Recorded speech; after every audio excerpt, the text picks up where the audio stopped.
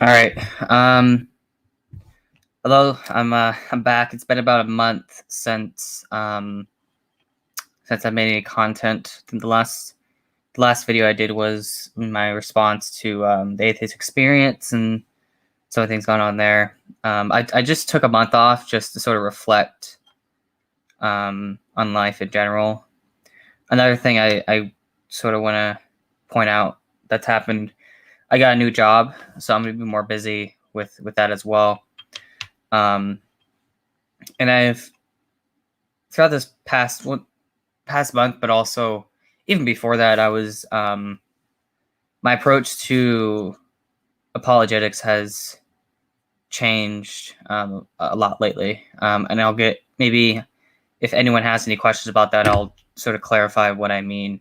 But yeah, I'm back, so hopefully this channel can continue. Hopefully by this weekend or next week, I could have my next video up, my formal video on pantheism, and then eventually, once I finish my what's it called? Oh yeah, my idealism explained series and my theistic taxonomy. Once I complete those two series, then I'm gonna create another video, either a live stream like this, or I might just do a formal video explaining my model of God, because my model of God doesn't actually. Well, okay. If anyone has any questions about that, I'll answer if anyone has any questions about what my model of God is. But my model of God is basically a sort of pantheism, but it's a very specific form of pantheism that it has it has a lot of similarities with classical theism, but also neoclassical theism. So there are some distinctions there. So again, if anyone has any questions about my model of God, let me know. But so yeah, I'm good to start answering questions if you guys have any. I know it's been a while since it's been like 8 months since I've done my last Q&A, or at least maybe not 8 months, but the last one I think was the 1,000 subscriber Q&A, which I did. I don't even remember. It's been a while. That's all I gotta say about that. But yeah, again, if you guys have any questions, let me know. And I'll try to get through as many as I can. I'm probably, depending on how active it is, I might only stay for about an hour or so, but we'll see. My method, okay, so the first question is, how has your apologetics method changed? Oh boy. Okay, so this might take me like 5 minutes to explain, or maybe 10. We'll see. It's so okay. You got to really, in order to like understand apologetics, we have to really look at it, at least the traditional way of looking at apologetics. So the traditional way of looking at apologetics is you have the presuppositionalist on one side. Well, there's typically three aspects. So there's the presups, right? Then you have the evidentialist, and then you have the classical apologist. Now, the presups is like the worst in my opinion, so throw that out. The one I'm focused on mainly is the classical apologist and the evidential apologist, although I think ultimately they're both the same. So maybe I think they're the same, but they might have different approaches. So we'll get into that. But so the main way that apologetics is done is what I like to call Craigian apologetics, and Craigian is basically the work of William Lane Craig. And the way that type of apologetic, well, there's different sort of parts to it, but there's the philosophical part and then there's the historical part, right? So it goes both ways. So the first part is, of course, the philosophical part. So the philosophy, the main way you do apologetics there, hold on, my dogs are barking. That's not my fault. This is really annoying. Anyways, so the Craigian way of doing apologetics is where you have a set of arguments, right? And then you present those arguments to an opponent, right?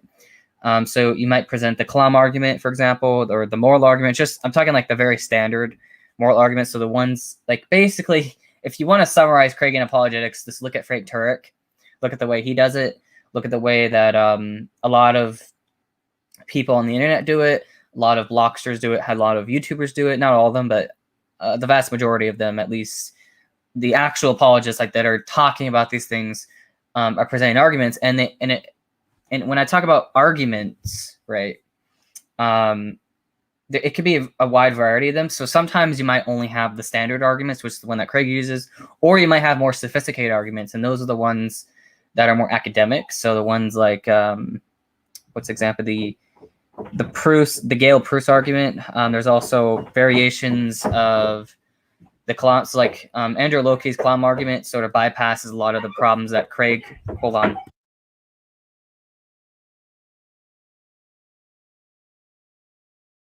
Okay, sorry. There's just a lot of noise in my house. But anyways, where was I? So there's a lot of so basically the Steelman way, or the best way of creating apologetics, is where you have a lot of these sophisticated arguments, and you present those to an opponent. Now, I think it's helpful. So I think arguments are definitely helpful, but there's a lot of limitations there. So the first limitation I would say is that for any argument you give, you're going to have to assume a particular metaphysics, right? So you're going to have to assume you're going to have a prior theory that you're working with to sort of reach one to a conclusion, right? Which, if that's the case, which that's the case, like the vast majority of the time, like the vast majority of arguments assume a particular metaphysics. Even if the argument is valid, right? So even if like the structure of the argument is valid and like leads to a particular conclusion, the skeptic is going to be able to just deny any one of the premises, right? And that's where progress gets completely stopped when you're talking with a skeptic about any sort of argument for God. And this goes both ways. So even when you're arguing, when you're talking about arguments against God, right, like an argument from evil, there's always going to be one or two premises that, you know, someone like me is just not going to accept, right? So that's all you really have to do with arguments. You just deny one of the premises, and that's it. The whole argument just falls apart.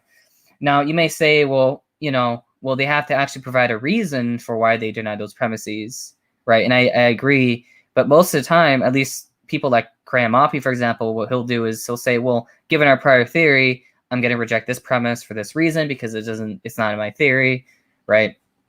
And so any argument you give, even if you give an argument and then you give another argument to support that premise, well, then that new argument, you're just going to have to deny one of them. So it's basically, it's like there's a never-ending battle. There's a never-ending cycle that's going on where each argument you give is you're just going to be able to deny each and every single one of the premises. Okay. And that is not a good way to do.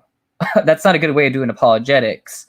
And unfortunately, this is not just an apologetical issue. This is also this has been happening for a while. So in the philosophy of religion, this has happened for a lot of philosophical discussions. This happens where you present an argument, but then there's no real progress.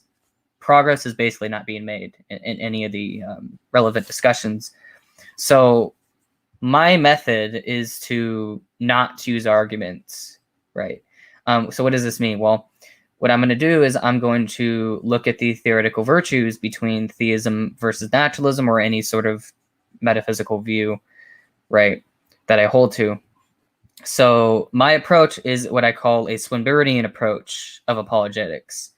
And a Swinburnian approach of apologetics is going to be basically using, Bayesian epistemology, probability theory, and my main goal is basically to compare theism and naturalism as theories of reality, right? So you have this theory of reality versus this theory of reality, and then you compare them using virtues, right? And then you see, okay, which one has the most simplicity, which one has the broadest explanatory power, and that is not something that most apologists do. I've noticed that most apologists are going to give you arguments, but they're not going to actually compare theism versus naturalism, right? So that's going to be like a huge difference between a sort of Craigian approach to apologetics versus a Swinburnian approach to apologetics. So that's the philosophy side. Now the history side is actually more complicated, but basically, where if you want to, let's say, look at the resurrection, for example, you're going to have to look at the prior. What's it called? Yeah, the prior background knowledge. You're going to have to look at another thing, which is social context, right? So one important thing that I like to point out to people when it comes to the resurrection is that given their honor and shame culture, it would have been highly unlikely that they would have not investigated a resurrection take place, right? So given their social context, if there are claims about a resurrection occurring, and if we know, given the early sources, that that the Christians, believed that Jesus rose from the dead, well, given the culture context, it's actually highly likely that they would have actually investigated this sort of thing taking place. And if that's true, which I do think it is, that's going to rule out a lot of naturalistic hypotheses, right? Because when you look at the social context, it just doesn't make sense for this belief to come like out of nowhere, right? Especially if people that were skeptical were going to investigate these sort of things, right? Now, of course, you might deny that that's the case. You might deny, maybe you deny some of the historical, claims there, or maybe you might deny the empty tomb or whatever. But the point is that you have to look at the prior social context, and you have to, so before you can even look at the evidence for the resurrection, so before you even get there, you're going to have to look at the prior social context, and you're going to have to look at the prior probability. So what is the prior probability that God would actually raise Jesus from the dead? Now, I just want to mention here that I think that we can know at least some of God's intentions. I don't think we have to have the exhaustive knowledge of God's intentions, but I think that we can infer at least some of God's intentions from his nature, right? So if you set that on the table, so if you talk about the prior probability and the social context, and you have all your groundwork done, then you could then look at the evidence for the resurrection. And that is, again, I just want to point out, this is not something that most apologists are going to do. Most apologists, what they're going to do is they're just going to go straight to the evidence, but they won't look at the prior, they're not going to look at the prior probability, and they're not going to look at the social context. So when they try to argue for the resurrection, that's why you have a lot of these naturalistic hypotheses that could, equally, or even sometimes I would say better, explain the evidence depending on which type. So for example, the minimal facts argument, I do not like. So the minimal facts approach to the resurrection that you hear a lot, I don't like that approach, because I think that there are at least 2 or 3 or maybe even 4 naturalistic theories that can equally or even better explain at least those minimal facts, right? So I don't think that we should minimize our historical facts, right? So I think we need to argue for a broader gospel reliability. So I'm going to take a more, again, maximal facts approach. And then I also just want to emphasize that I'm going to also look at the social context and the prior probability. So before I even investigate the resurrection, before I even look at the evidence, I'm going to be having to establish prior probability and social context. So that's my approach, right, to apologetics. Is on the philosophy side, I'm going to be comparing theism and naturalism, right, as virtues, as theories, and then comparing them. I'm not going to use arguments, although I think arguments are useful. At the end of the day, I'm not going to really use arguments. I'm going to be comparing the theories using virtues, see how many commitments they have, and so forth. And then when it comes to the historical side, I'm going to be looking at prior probabilities. I'm going to be looking at social context, and then I'm going to, investigate the resurrection. And then I guess one final point in regards to the resurrection, I'm also going to be trying to, at least from my perspective, defend a particular theory of, what's it called? A theory of having to do with eyewitness testimony.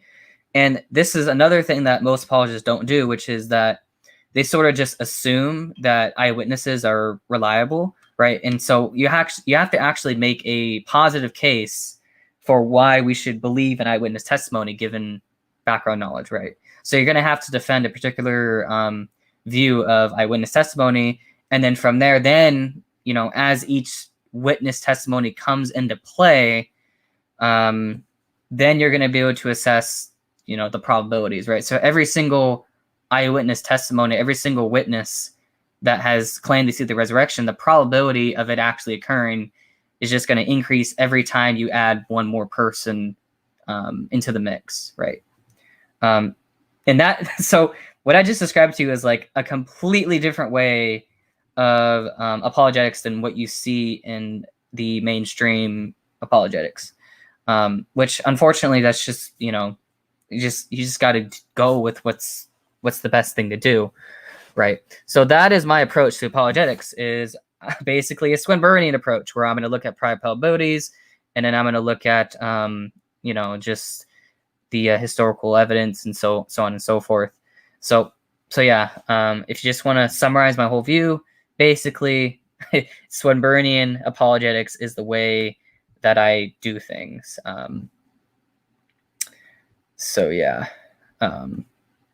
Anyways, I'm gonna go to the next question. So, could most people with normal reasoning capacities derive a complete and coherent correct understanding? Well, yeah, I think that yeah. So it really depends on what they want to learn. So if they just want to get like the general message from it, then yeah, I think they can. However, if they want to understand like the cultural context or like the details, then you're gonna have to do some extra research. So you're gonna have to like read scholars and all that sort of stuff. So yeah, I think that you can. I think that a normal person can. I mean, I'm pretty normal myself. I mean, I'm pretty sure I can understand that sort of thing. But yeah. All right. My next question is: would you debate cosmic skeptic or rational? Oh yeah, I would. I think their approach is their arguments are absolutely garbage, anyways. But I could debate them, yeah, but I don't know if I ever will because I'm not popular enough. I'm kind of like I don't have like 100,000 subscribers on my YouTube channel, and so yeah, I don't think I would like to debate them, right? But it's just I don't think it's gonna happen because, well, I'm not popular. So unfortunately, in our world on the internet, you have to be popular in order to like actually debate popular people. So that's just how it is. So, how much do you read in philosophy each day? Not that well, actually. So recently, not that much. So this past month, I haven't been reading that much. I've been kind of lazy this past month, and I've been busy with work and stuff. That's why I took a whole month off. But yeah, I'm gonna get back to it eventually. And when I do, my main area of focus right now is basically trying to build the best model of God like possible. And that's probably going to be my next project once I get these series done. Then I'm basically going to try to build the best model of God, and that will be able to like explain pretty much everything about, not everything, but at least the more general facts about the world. Because again, I care about theories, right? So I guess you could say that my next project is going to be building the best theory of reality. So yeah, that's gonna be it. What point on the resurrection reminds me a bit? Yeah. No, that's good. Yeah. So your point about the resurrection. Well, I don't know which point you're talking about, but yeah. I would generally agree. So this might sound kind of bad, but I do think that not all of it, but a lot of the resurrection apologetics, a lot of the historical apologetics is actually bad. Like I would actually call it bad apologetics, especially the minimal facts approach. So the minimal facts approach, I think, is a terrible. It's a terrible argument. It's just it's not convincing at all. Like if I were a skeptic, if I were an atheist, I would not be convinced because there's a lot of there's a theory, like there's a few theories I could come up with that could probably better explain the resurrection given a minimal facts approach. So I just would not. Yeah, I agree with you that resurrection apologetics is just really, really bad. So yeah, that I would agree with that. If that's what he's saying. So if he's saying that resurrection apologetics is bad, I would probably generally agree. I think a lot of it's bad because people are fans of the minimal facts, but yeah. Okay, what are your views on hell?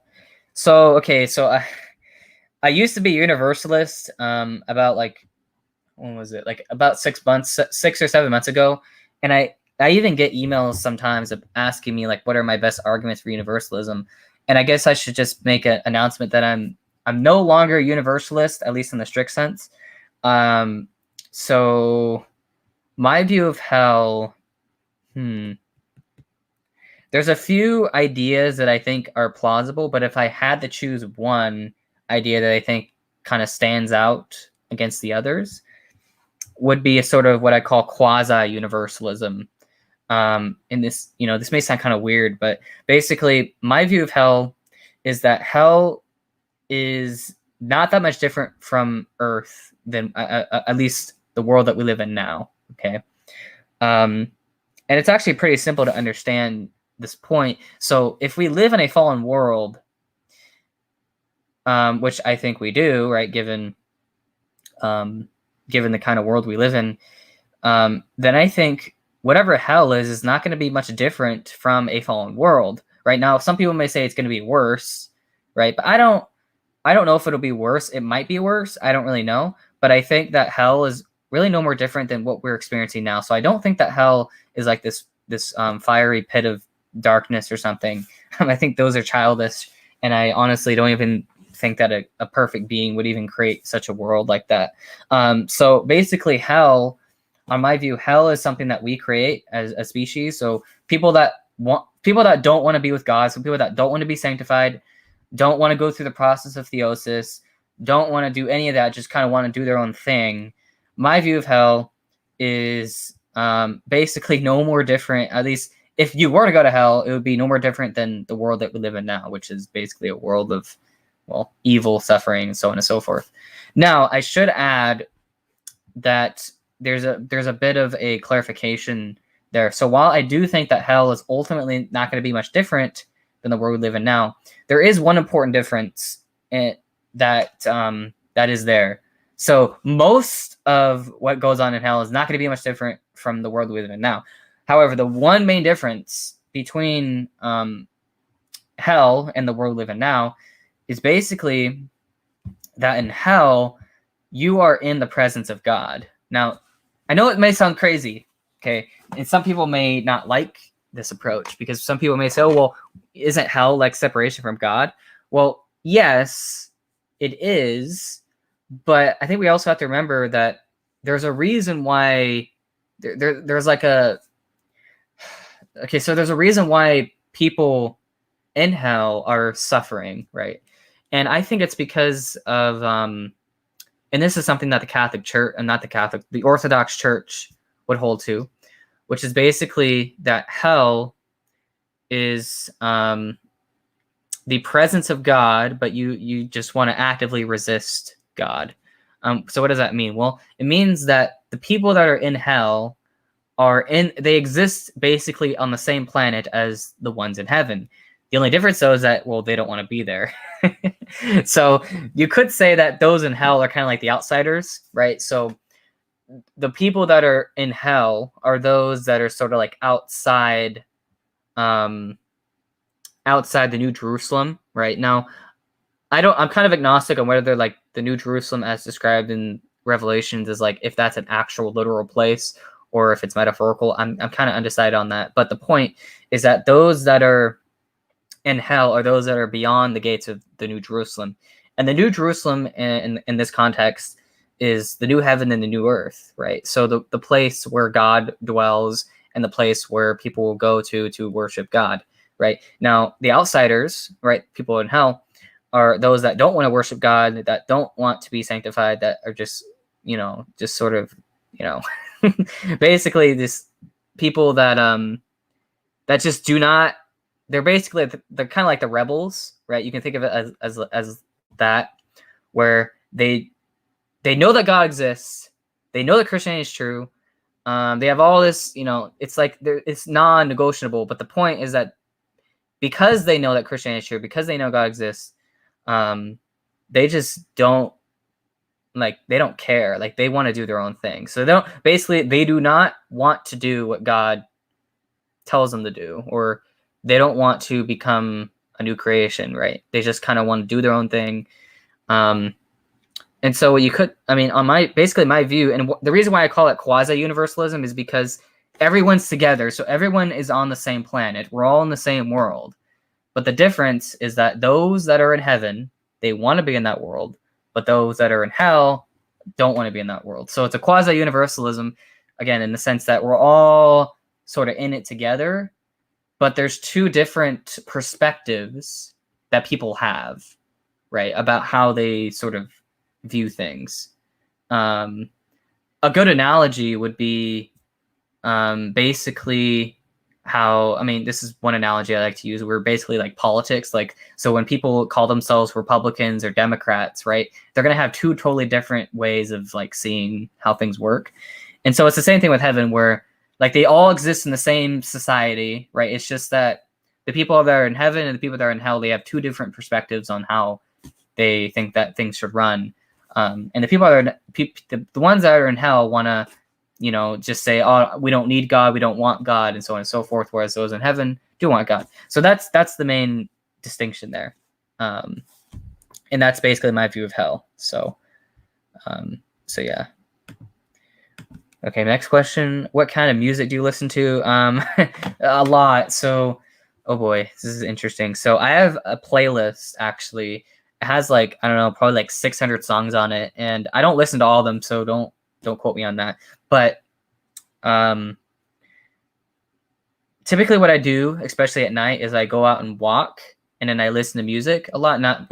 I have, I can't find it right now, but basically I have earphones that I listen to, and the type of music I listen to is mostly instrumental. So like kind of like the epic sort of trailer music, but there's no lyrics, right? Now, sometimes I'll listen to lyric songs, but most of the time I don't. I'm just kind of like, just in the flow and so on. So yeah, that's kind of what I do. So, okay, next question. Do you have any evidence that most people with normal reasoning capacities can do this? Well, yeah, I mean, but people that read the Bible, or not read the Bible, like actually study it, so like scholars, I mean, they all have normal capacities. Also, you wouldn't count as a person with normal human reasoning. I don't know. I mean, I don't know. It seems kind of weird because I don't know how one could determine whether someone had normal reasoning or not. I think there's plenty of reasonable people, although I do think that there are some pretty stupid people as well. So I don't know how to judge that, honestly. Now, you might be able to tell if someone reasons rationally, right?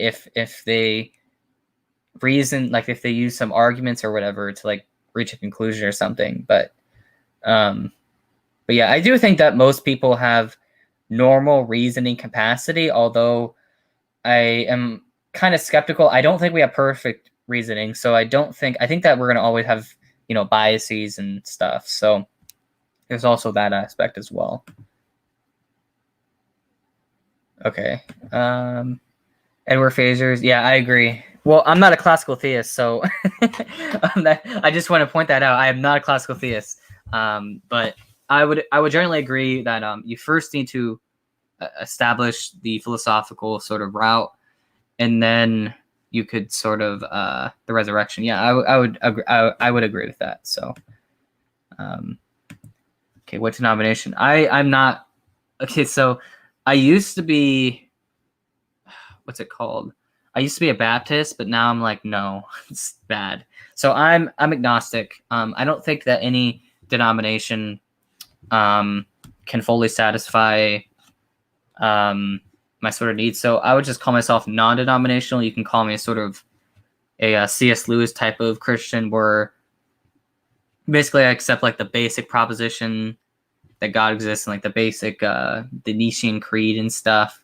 But I am highly skeptical of things like the Catholic Church, for example. And the main reason why I would say, and you can, if you guys have like objections to this, that's fine. So the main reason why I'm not Catholic, at least right now, is because of classical theism. So, and what I mean by classical theism is I'm talking like the very strong form of classical theism that has things like strong divine simplicity, strong divine immutability, strong divine impassibility, and strong divine, I'm kind of undecided. Well, I would say that God is temporal as well. So I would definitely, I've changed my mind on that like a lot of times, but I'm pretty sure that God is temporal as well. So that's another sort of, so basically my main problem with Catholicism is classical theism, or at least especially the strong the strong form of divine simplicity. Because if you look at Catholicism, and I've asked Catholic this as well. I've asked them, like, can I be a neoclassical theist and be a Catholic? And they're like, no, you can't. It's like, all right, that's it. I can't become Catholic, right? So, like, that's probably my biggest barrier right now. There's a few other things, but that is my number one problem with Catholicism. That's kind of like what's stopping me from becoming a Catholic, is because of classical theism. Like, if I didn't have to accept classical theism, then I would probably become a Catholic, like, mostly. There might be some other things, but I would be more friendly towards Catholicism if I didn't have to accept classical theism. But yeah. So yeah, right now, no denomination. And I also want to point out that I want to accept a denomination that's going to be like totally fine with me having my own model of God, because I'm, again, like I said earlier, I'm trying to develop my own theory of everything, right? That's sort of Christian-like. And so because of that, I want to make sure that whatever denomination I accept is going to be able to like be compatible with that, because I'm not going to accept a denomination that's going to reject my model of God. So that's just another thing I want to point out. So, okay, next question. In the Gospel of John, chapter 1, he brings the term logos. Can you give us your views on what the logos was before he became incarnate? Okay, so that's very interesting. Okay, this is I like that question a lot. And the reason why I like that question is because recently I've been thinking about how God explains logical truths, right? So when we say that God can ground all of these truths like mathematics, logic, and so on and so forth. So the logos, what you could say is that the Son basically represents God's logical nature, right? So if God is internally logical, which I think he is, then he can explain all the logical truths that exist in the world, right? He can sort of conceptualize these things. And so because of that, it's interesting. What you could say is that the logos, before he became incarnate, the logos was basically God's logical nature, right? And then you could say that the Holy Spirit is God's loving nature, right? Or maybe the ethos, that the Holy Spirit represents the ethos. And then, of course, the Father would be, the main sort of unifies both of them. But I would say that the logos is basically, you can call it just God's logical nature. Like this is where all logical truths come from, essentially. And again, this is something that I'm still thinking on, but I think that's generally correct, that in order to explain why we have these like logical propositions, and this is true even if like you're a nominalist, for example, even if you deny that logic is like abstract or something, which I do. So I just want to point that out, that I am actually friendly towards nominalism in that sense. But even if you accept that, you're still going to have to explain why why the universe is internally logical and stuff. So what I'm saying is that God sort of explains why these logical truths, that, you have one being, one perfect entity that sort of explains why these logical truths. So basically all the logical truths basically flow out from God's nature, right? So yeah, that would be sort of my view of the logos, where the Son represents God's internally logical nature. And then, of course, the Holy Spirit represents God's internally moral nature, which then explains all of the moral truths. So yeah, that's what I would say. So next question. Okay, philosophy of mind question. What are your thoughts when physicalists point to physical correlations between the body and consciousness? Should these be considered? No. Okay, so yeah, that's actually a really good point. So I would say no, because I think that idealism can equally explain it. So this is why I think it's helpful to compare theories, right? So when you look at idealism, dualism, panpsychism, or whatever, when you compare all these views, it's important to figure out that like a lot of the evidence is underdetermined. So, for example, if you look at correlations between the physical and the mental or whatever, those can be explained on dualism. But the problem is that dualism has to postulate a lot of extra stuff, right?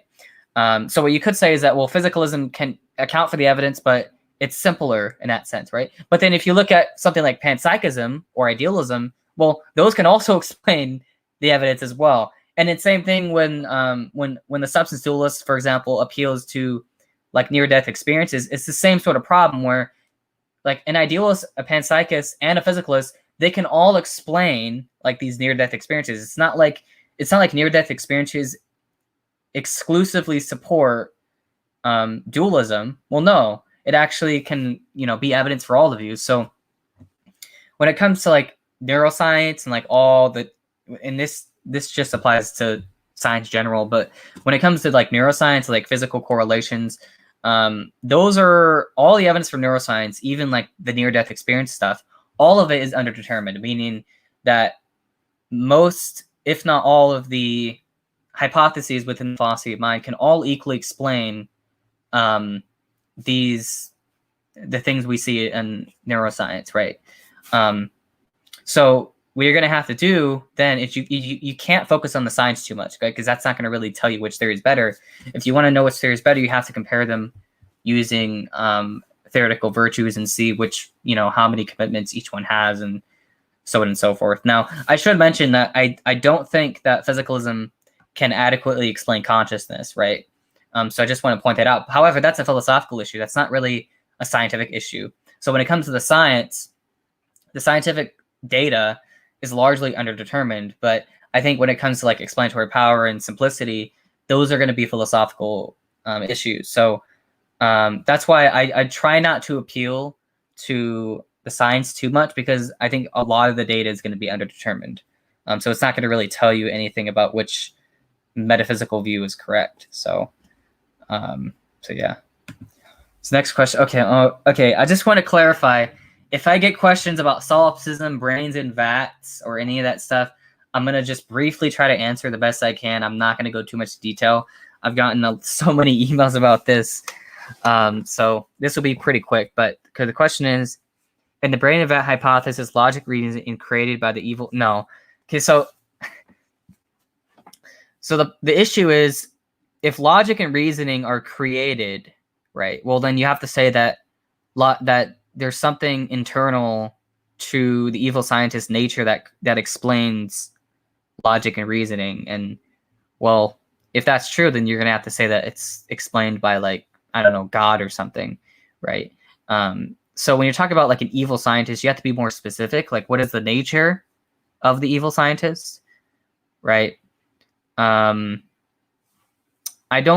think logic and reasoning, there's no reason to deny that these things work, right? So I'm not gonna be like now, of course, you could be an epistemic skeptic in regards to logic, but there's no reason to deny that. Like, if we have good reason to accept that logic and reasoning work, and if we have no reason to deny it, throwing out these hypotheticals out there is not going to really say anything about whether or not logic and reasoning has been defeated or not. You actually have to present an argument or some reason, right? Like, you have to actually present a reason why we should deny logic and reason, which ultimately that's going to be self-defeating. So that's why I think that logic and reasoning is basically just a epistemic given, right? So yeah. Okay, so next question is, what I mean by reasoning capacity is roughly delegated by IQ. People with 100 IQs roughly would have normal reasoning capacities. Scholars wouldn't fit into this category. I don't know. I mean, I'm kind of skeptical of IQ tests, but that's just me. So yeah, but anyways, that's all I got to say on that. Next question: what understanding of animal intelligence do you think is most compatible with Christianity? So, well, I would have to look at the different views. So for me, I would, it's interesting. So I do think that animals do have intelligence. I think that some of them, like dolphins, for example, might be actually very intelligent. However, I think that they can't be intelligent. And I do think, actually, given my theodicy on evil, which I'm gonna get into, I might get into later, like down the line. But basically, one of the big parts of my theodicy for animal suffering is having to do with theosis, and how I think that all animals will be able to have the reasoning capacity to like understand their suffering and like understand that they were part of this narrative structure, right? So I know it sounds far-fetched, but I do believe that eventually animals will be able to talk like humans. Maybe not in the same way, but they're going to have that sort of intelligence to really understand like their own psychology and stuff. Right now, they are obviously not like that. So I just want to point that out. But I think later down the line, I think that's going to be something that's going to eventually occur. So I just want to point that out. So, okay, all the evidence I see is not the case. The only people I have seen who are understanding the core concepts have been people like who have rigorously studied philosophy. Oh, well, well, so I don't. It's interesting you note that, because maybe, I mean, so I've had this suspicion that most people don't really care about truth, which not care about truth, but like most people don't really have the reasoning capacities that I do, or maybe like philosophers do. So I don't know, right? So I don't know how smart I actually am, which I probably don't want to know anyways. I don't want to know how smart I am. Like, when it comes to like my IQ level and stuff, I would be happy just to not really care about that too much, because I don't really think it's important, right? So when it comes to like what I know and stuff, I don't care how smart I am. I just want to build a better theory, right? That's all I really care about. It doesn't really, I don't want to like, sound like I'm smarter than everybody else. So that's, again, just want to point that out. Okay, will you be making any more videos on free will? No, not really. At least not anytime soon. I was gonna make a whole documentary on it, but I got sidetracked with a lot of other stuff. So probably not anytime soon. I might redo my series on free will, but we'll see. That'll be later down the line though, because again, my focus right now is just to build the best metaphysical theory that I can. So, to be honest, near-death experiences are harder for physicalism to explain than a dualist explaining physical correlations. I mean, maybe. I mean, that's a good point. So maybe, right? So maybe dualism can explain the near-death experiences better than physicalism can explain the near-death experiences, right? But then the problem is whether the dualist can explain the physical correlations themselves, right? Because on the dualist account, you have to posit this immaterial mind that interacts with the material body, right? But it doesn't seem like, when we examine the brain, it doesn't seem to be anything immaterial about that. Like when you hit the brain, you're going to hurt the psychology, right? So, I mean, yeah, I think that dualism can explain it, but the question is whether or not it's simple, right? Whether or not it's elegant, whether it's an elegant theory. And I would agree that I would say that it's not an elegant theory, that dualism is definitely going to be one of those theories that's just always going to be ad hoc, or at least not ad hoc, but like always going to be less simple than any sort of physicalism or idealism. So I just want to point that out, right? Okay, so next question is, could someone reach the correct Christian worldview without reading the Bible? Maybe, although I think that in order, I would say probably not. The question, okay, yeah, so that's actually really interesting, because I've been thinking about whether you could actually derive Christianity just from like just some, I don't know, like philosophical reflection on the nature of God. I would say maybe it's possible, but I don't think it's going to happen. So I think it's possible I think it's possible for someone to do that, right? However, I think in order to get the general picture, right, you're going to have to read the Bible. Like, that's just how it is, right? So, or at least not to read the Bible, but you're going to have some sort of theology that you're sort of building, your theory on, right? Because I think, like, for example, when it comes to problems of evil, you're gonna have to use your theology. Like, your theology is gonna like dictate your theodicy, right? So any sort of theodicy, any sort of reasons that you give for why God would allow evil is going to depend on like your basically your theological theory, right? So that's an important thing to point out, that I like to point out to people is when we're doing theodicy, we're trying to answer like the problem of evil, we're going to have to do that in the context of a theology, right? So that's just one aspect to it. But yeah, I would generally agree that it's possible to reach a correct Christian worldview without reading the Bible. However, I'm not sure if it could happen. And I think that you would have to have a prior theology in order to do it. So yeah. Okay, next question. Do you have any thoughts on Joshua Mortz? He has some interesting arguments to the role of Christian presuppositions in the development of contemporary science, laws of nature.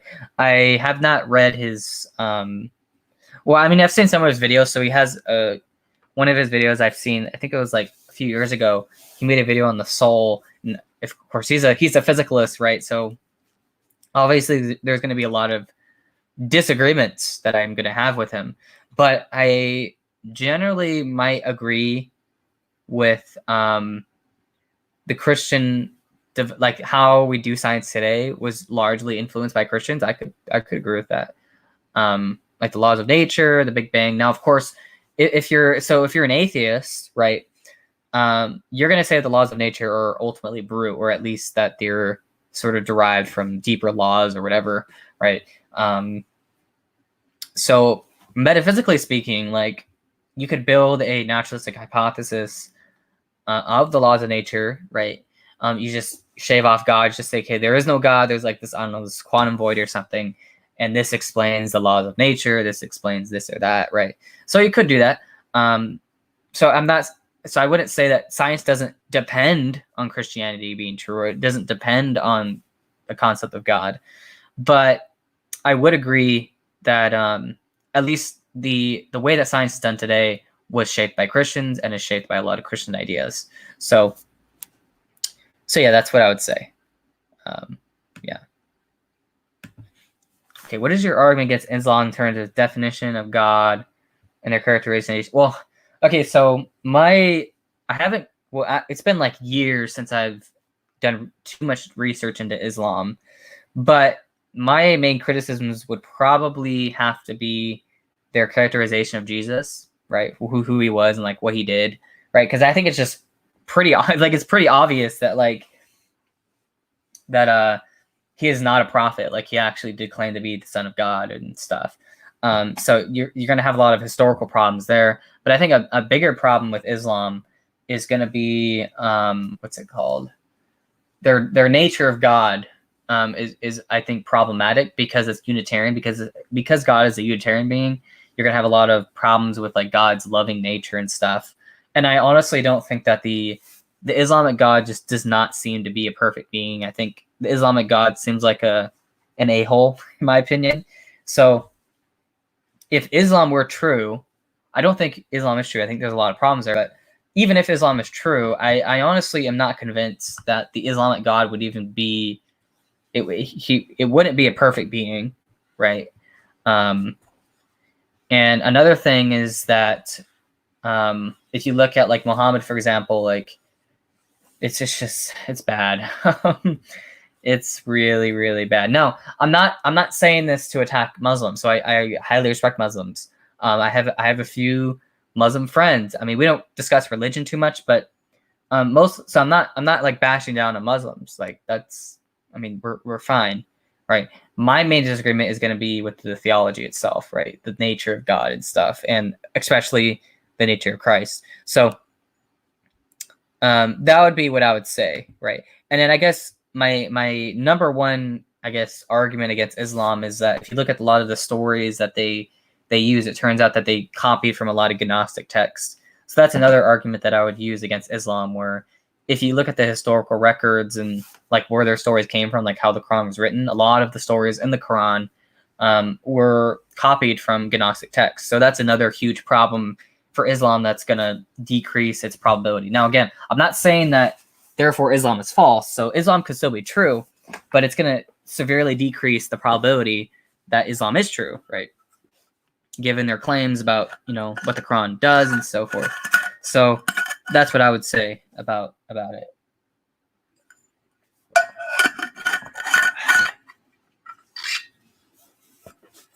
Okay, next question. Do you think agnosticism is the best position to hold to, since there are good evidence for and against? Well, I think agnosticism, there's different ways you can approach it. So I would say no. I think that theism is ultimately going to be the reasonable position. However, I do think that if you want to be agnostic about things, you can just do a whole, like, I don't know, a Matt Dillahunty thing where you're like, oh, well, I'm just not convinced, right? I'm just not, or I don't know, we don't know, right, about the ultimate nature of reality.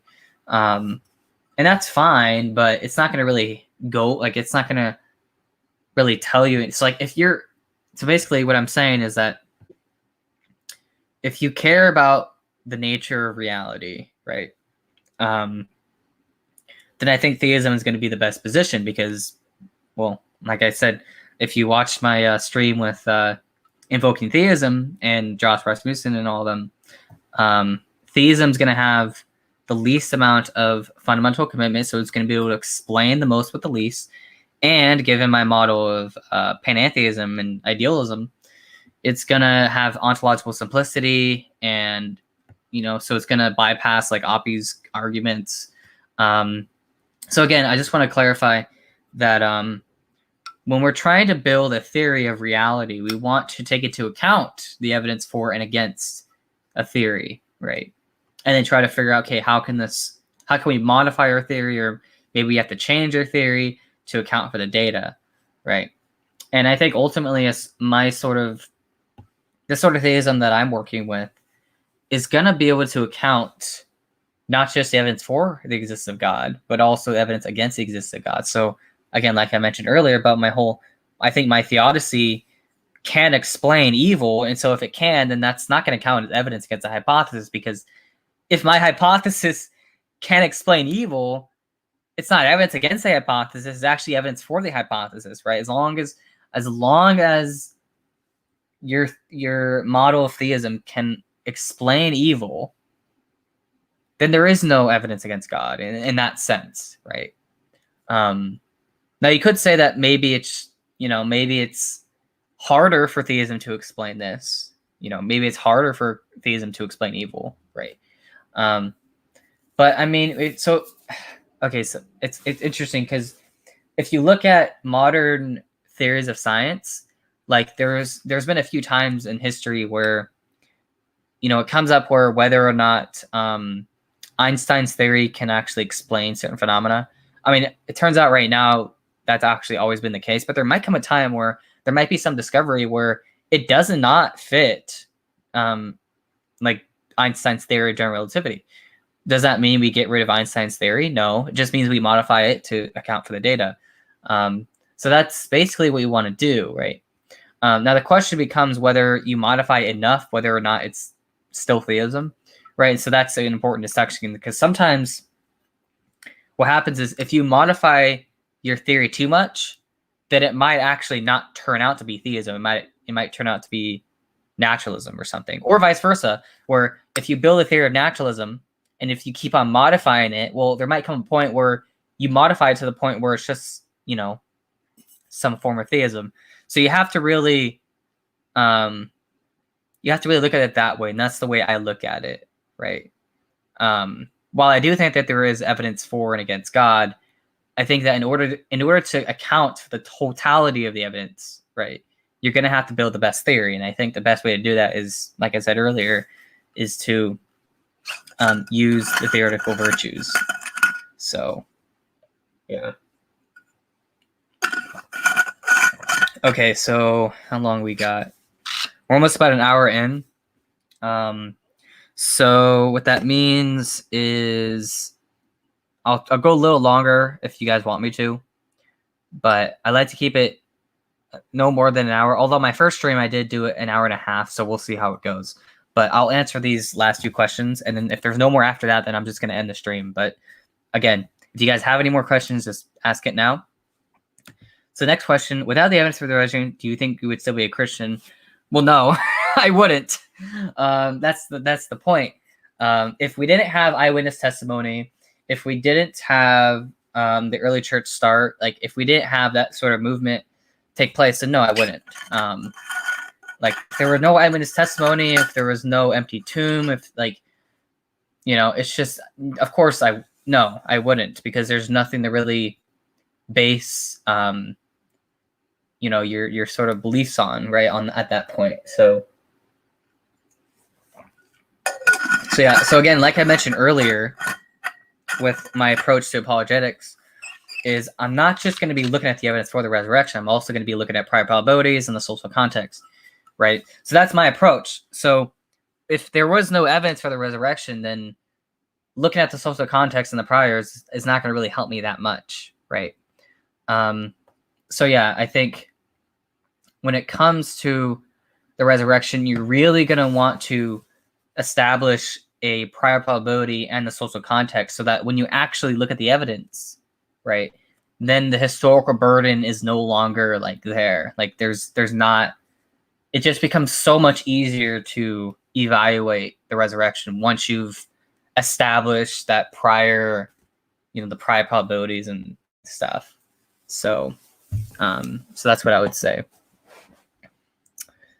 Okay, so the next question is, why modern times is Jesus predicted as a white? Should we recognize it as the Middle Eastern? Yeah, I agree that that's definitely problematic, and it's unfortunate that a lot of people see Jesus that way. But what are you gonna do? I mean, that's just pop culture. I mean, you can't really do much about that. So yeah, that's what I would say. Okay, next question. How do you think Oppie would respond to your PSU? Okay, so I don't know. However, I do have a few ideas of what he might say. So the first thing that he might say, because I mean, here's the thing. So I haven't read all of his material, but I've read a lot of his material, and I've also watched a lot of his interviews, and I've watched a lot of his discussions. So what I'm about to say may or may not what he would say, but this is what I would this might be what he might generally say. So the first thing you might want to point out is he might want to say that there might be three things he'll say. So the first thing he might say is that, well, theism just doesn't explain these necessary truths, right? So when we're trying to unify mathematics, logic, and reason, or all the facts about the world, what he might say is, well, that theism actually doesn't explain these things. Like there's nothing internal to, or he might say there's nothing internal to God's nature that really explains why these truths exist. So he might be a sort of skeptic there and trying to explain the necessary truths. If that sort of argument works, then that's really then the PSU is not gonna really do much work, because in that case, then theism doesn't have the explanatory resources to explain these things, right? So that's one route he might go. I don't think he would go that route, but that's one route he might go. Another route he might go is I think he might, who knows? I think he might concede that at least his ontological simplicity argument, maybe he might concede that maybe that doesn't work. But what he might also want to point out is that because there's more commitments on theism, right? Then that's going to be a cost. Now, of course, I think that that might be a really good dialectic move on his part, and then we might, if I were to like discuss it with him, we might go back and forth about like how many fundamental commitments we should have and so forth. So that's another response. Now, the third response is actually something that that he might also say as well, which is basically he might be what's called a grounding skeptic. So basically, he might say that all these necessary truths are not grounded in God, like they're just sort of there, right? So he might be a grounding skeptic, where basically there's no such thing as a necessary truth that grounds another necessary truth, right? And he might say that a logical entailment doesn't actually explain these sorts of necessary truths, right? He might just say that like the entire mathematical and logical landscape is just sort of brute, and then like all the entailments from their logical entailments, well, those are just sort of consequences, but they don't actually explain why they exist. They're just sort of there. So that's a third response he might make, where basically he's just going to be a grounded skeptic, where he just denies that these things can be grounded in, you know, something deeper, right? So again, those are the objections that I think he would bring up. Now, he might have other objections that he might bring up. I don't know. But those are probably, given what I've read of him and given his conversations with people, that might be what he's got to say.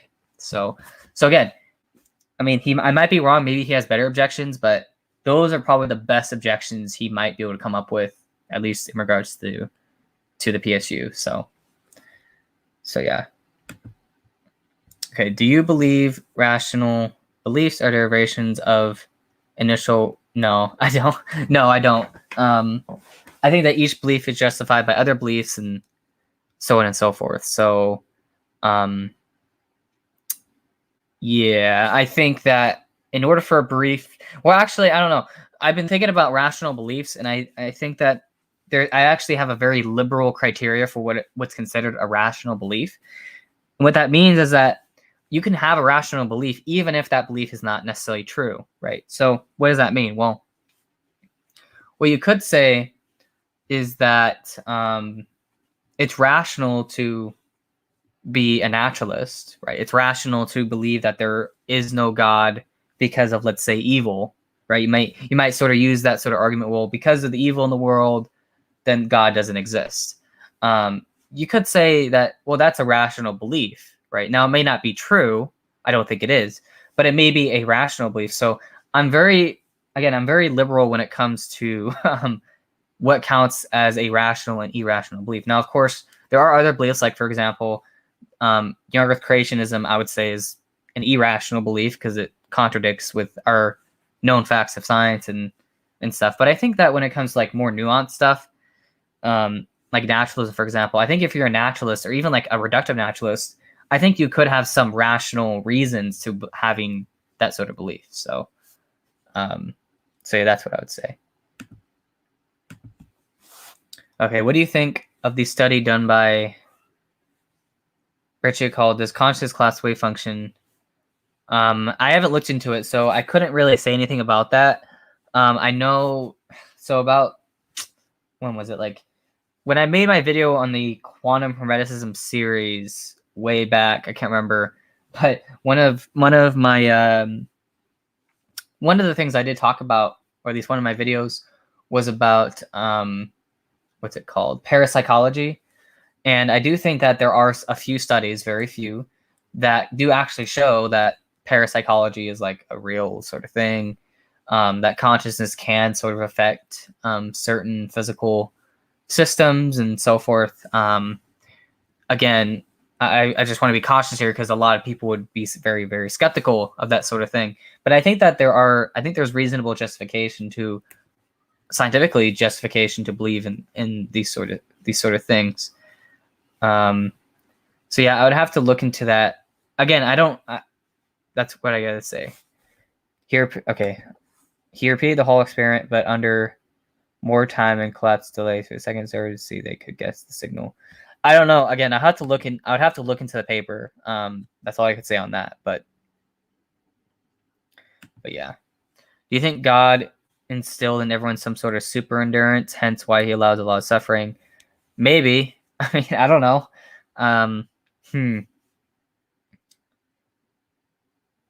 That's interesting. So maybe I would have to think about that more. But yeah. Anyways, I think that's it for questions, and it's been over an hour. So I'm gonna give it like one more minute, ask your final questions, and then I'm gonna end the stream. I guess one last question I have for you guys, and I've been thinking about this, is whether what's it called? Some people have done this. I've seen a few YouTubers do this where basically they'll have a live stream, but then they'll have like an open discussion, and then they'll send the StreamYard link into the live chat. I guess I should ask if you guys want me to do that at some point, so like you can talk to me directly. I don't know. I'll have to think about it more, but like it might seem sort of interesting to talk to some of the people that watch my videos about this sort of thing. I don't know. Let me know in the comments what you guys think about that idea. I'm still hesitant to do that because I don't know who's going to join. But I don't know. If you want to talk to me directly, that might be a good way to do it. So again, I'll have to think about that more. But yeah. Anyways, that's it for this live Q&A. Hopefully by tomorrow, this weekend, I'll have my next video out, but we'll see. I'm kind of skeptical about that because I've been working a lot, so I probably won't have anything out until next week. Although we'll see. Okay, we'll see what happens with my schedule. But yeah, that's it, guys. Thank you for your questions. If you have any more questions, email me at massapologist. And that'll be it. So later.